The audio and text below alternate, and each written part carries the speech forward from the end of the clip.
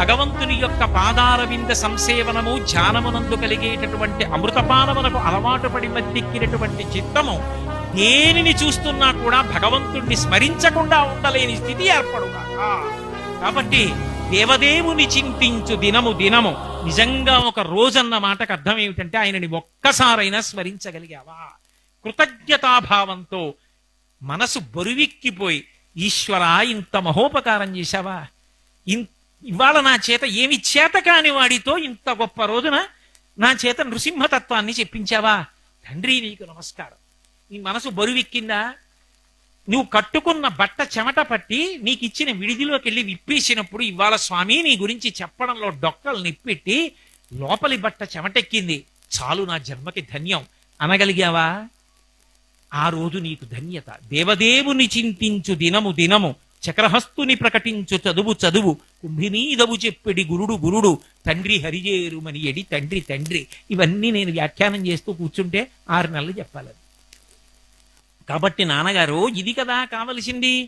ఇది కాకపోతే, ఇది ఏర్పడనప్పుడు అది మనుష్య శరీరం అయితే మాత్రం ఎవడికి కావాలి నాన్నగారు? ఇదే శంకర భగవత్పాదులు అడుగుతారు. నరత్వం దేవత్వం నగవన మృగత్వం మశకత పశుత్వం కీటత్వం భవతు విహగత్వాది జనం సదాత్వత్పాదాబ్జ స్మరణ పరమానంద లహరీ విహారాసక్తం చేద్రు దయమిహ కింతేన వపుషా అన్నారు. ఆ శరీరం ఏదైతే ఎవడకు కావాలయా? పర్వతమైనా, కొండైనా, పామైనా, ఆఖరికి సాలెపురుగైనా, శ్రీకాళహస్తి క్షేత్రం ఏర్పడలా?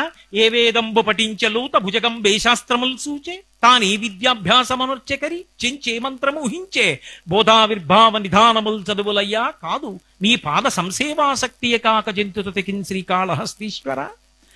ఆయనని సేవించగలిగినటువంటి శరీరం ఏదో అది శరీరం. మనుష్య శరీరమై లోపలన్నీ కుళ్ళు బుద్ధులుంటే ఆ శరీరం వల్ల వచ్చే ఉపయోగం ఏమిటి? కంజాక్షునకు కాని కాయంబు కాయమే పవన గుంభిత చర్మ భస్త్రికాక వైకుంఠు పొగడని వక్త్రంబు వక్త్రమే ఢమఢమధ్వనితోడి ఢక్కగాక హరిపూజనము లేని హస్తంబు హస్తమే తరుశాక నిర్మిత దర్వికాక చక్రిచింతలేని కమలేశు చూడని కన్నులు కన్నులే తనుకుడ్జజాల రంధ్రములు కాక చక్రిచింతలేని జన్మంబు జన్మమే తరళ సలిల నుద్భుదంబు కాక విష్ణు భక్తి లేని విభుదుండు విభుదుడే పాదయుగము తోడి పశువుగాక. ఆ ధైర్యం ఎక్కడి నుంచి వచ్చిందంటే, వాడున్నాడు సర్వేశ్వరుడు. నేను ధర్మం తప్పి మాట్లాడటల్లా మా నాన్నగారితో, నేనేదో భక్తుడిని మాట్లాడటల్లా, అయ్యో మా నాన్నగారు పాడైపోతున్నారు, నేను సత్యం చెప్పాలి, నేను తెలుసుకున్నది. అది ఆయన ధైర్యం. ఎవరున్నారు వెనకంటే సర్వేశ్వరుడు ఉన్నాడు.